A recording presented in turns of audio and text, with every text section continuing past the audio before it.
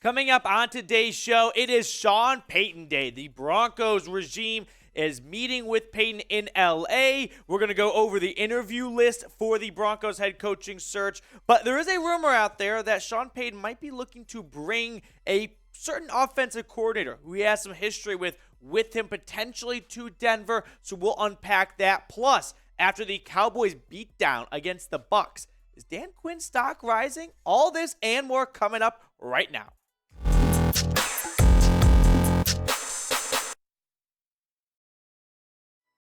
What's going on, Broncos Country? Welcome into the Broncos Breakdown by Chat Sports.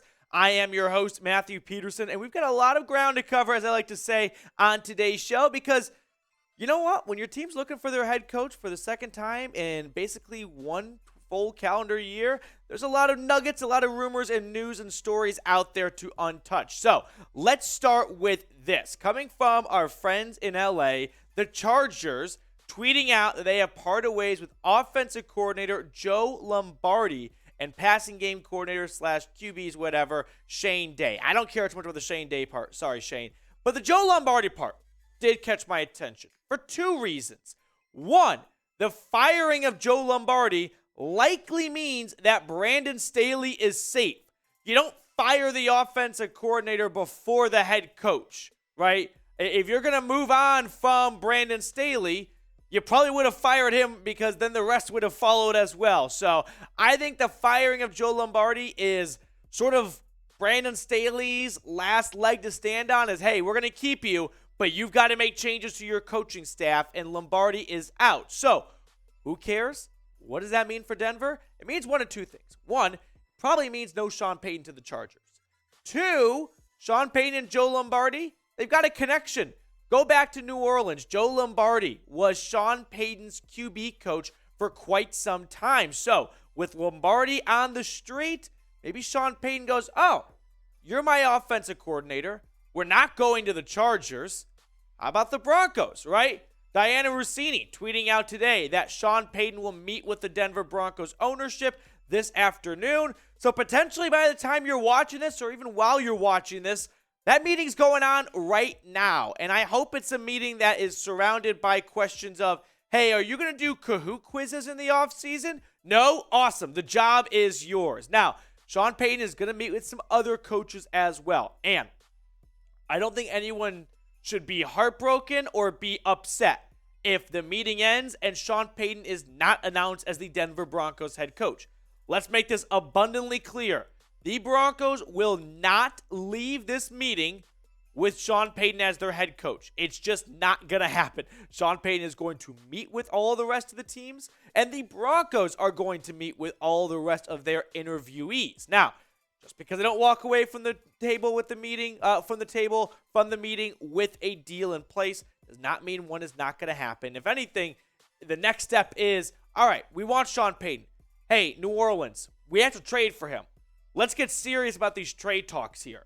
You know, what is it actually going to take? Sean Payton hopped on Colin Cowherd's show. By the way, Colin Cowherd didn't know the Broncos had a first-round pick. Couldn't be me. Not like I've ever made that mistake before, forgetting about the Niners pick. But, hey, you want a first-rounder? Anything else? You want to kick in a player or something like that? Those talks would be the next stage if this meeting with Sean Payton goes well.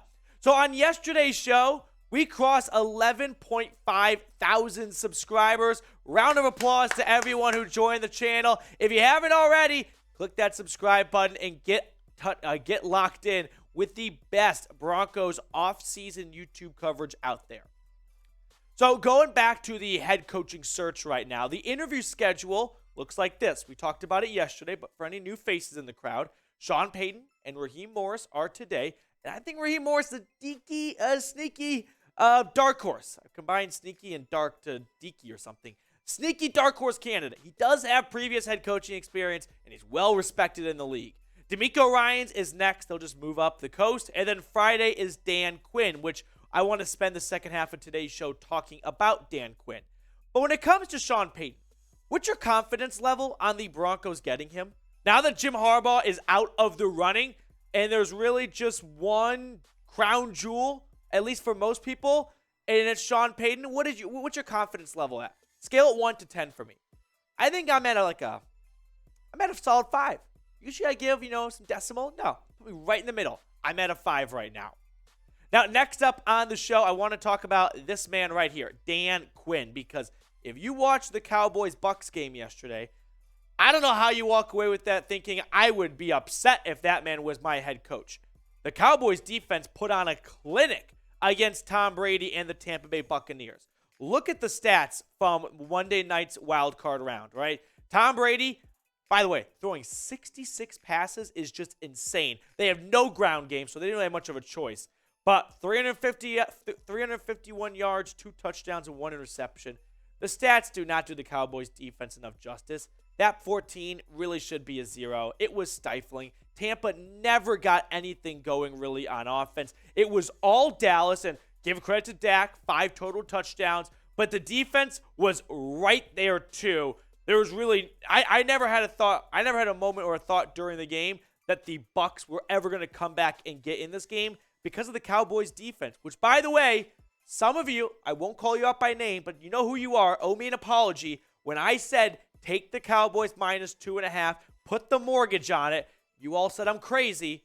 Now I'm retiring tomorrow because I'm a self-made billionaire thanks to Dak Prescott and the Cowboys. By the way, they're still frauds. Now, let's talk about Dan Quinn and the Cowboys defense as a whole, more than just this one game here.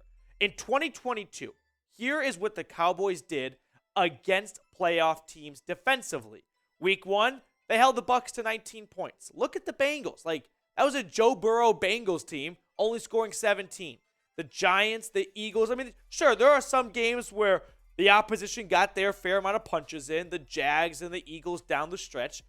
But as a whole, 8 games against playoff teams, and 1, 2, 3, 4, 5 of them are 20 points or less.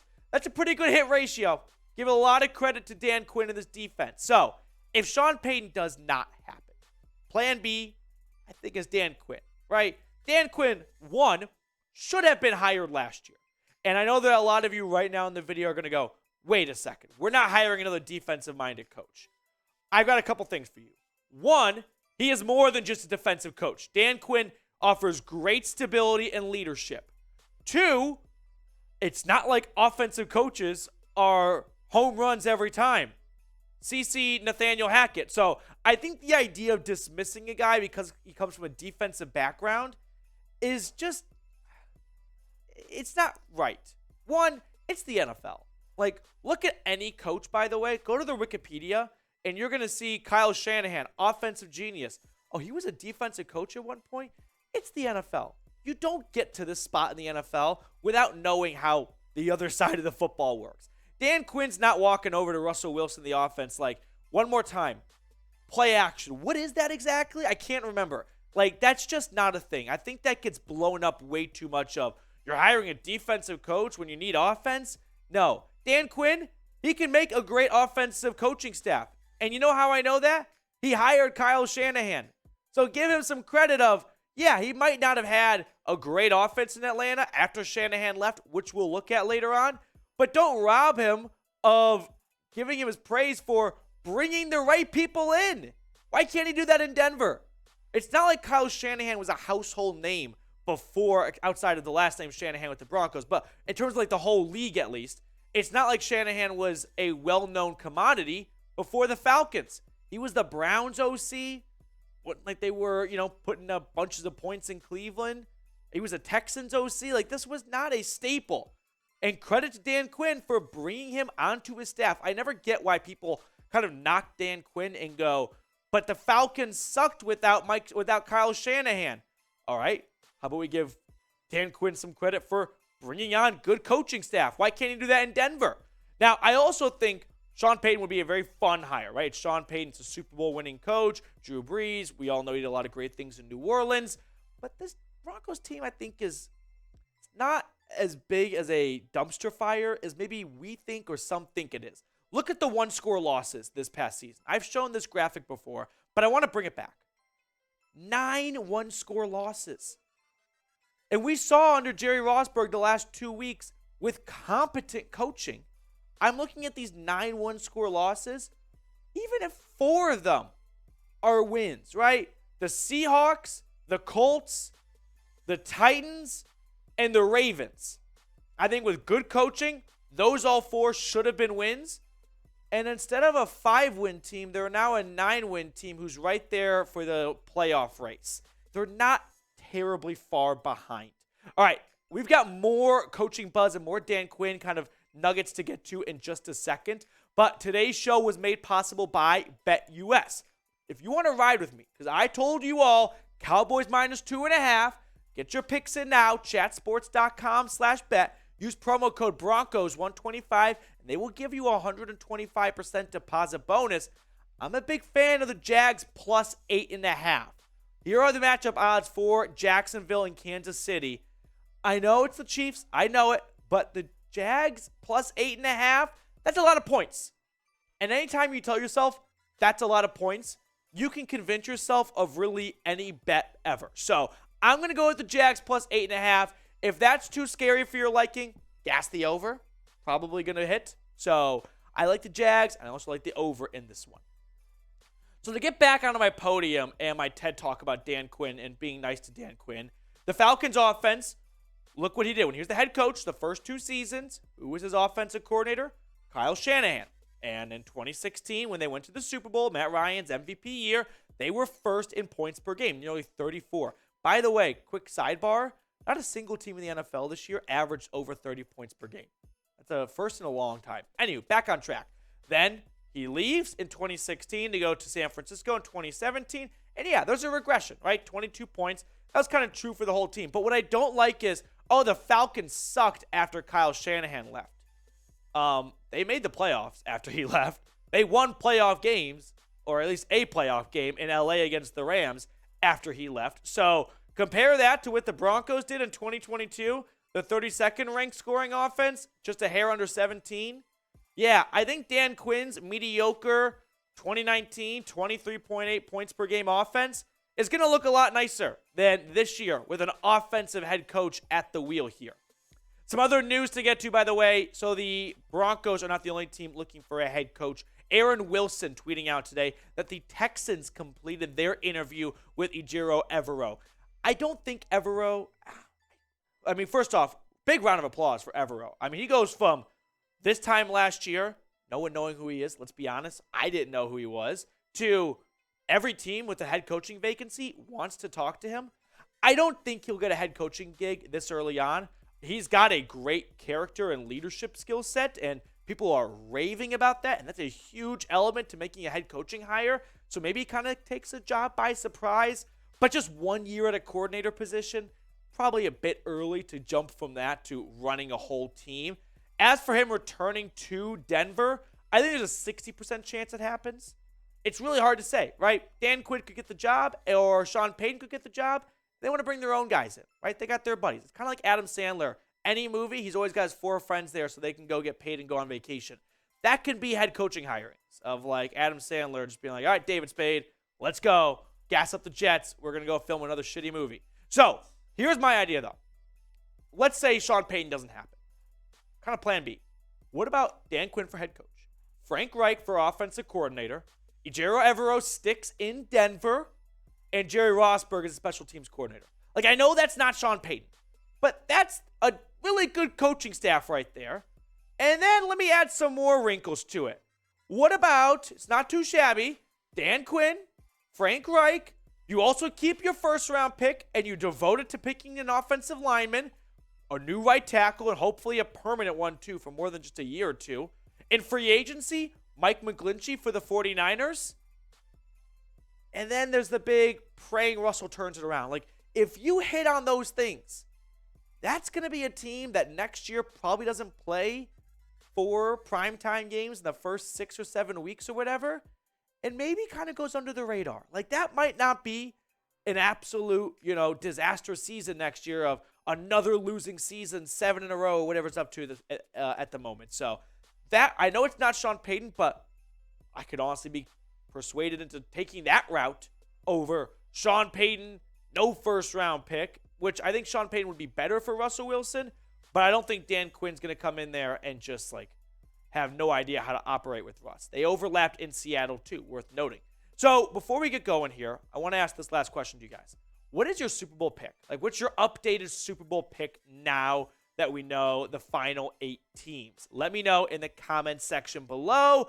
I'm still sticking with my 2 teams. They're still alive. The 49ers and the Bills, which would not be good for Denver if the Niners get all the way to the Super Bowl. It'll be the 30th or the 31st overall pick. But let me know your Super Bowl pick down below in the comments section. There is one more thing I do want to talk about, because this is kind of an interesting feud, if you will, some Twitter beef to follow. So DNVR, unless you're unaware of them, great follow, great content on the Broncos and all of Denver sports. They've got a pretty, I would say, recognizable logo. I know it. I mean, just seeing it, like, yep, that's DNVR.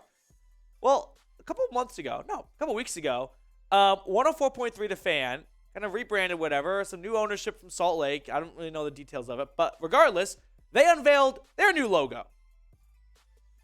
It's the same. it's the same. Denver sports and DNVR, like, they're not, it's not like DNVR has a monopoly on the word Denver, but the black and white and the city skyline and the, octagon or whatever, like, so there is a lawsuit. Cease and desist was issued to Denver sports from DNVR to stop using their logo. They did not abide by the cease and desist, and now it's going to go to court. So I'm just glad no one's suing the Broncos Breakdown. We are hands clean here at the channel. That's going to do it for us on today's show. Unless you plan on suing us, please go ahead and subscribe for the best Broncos YouTube coverage out there.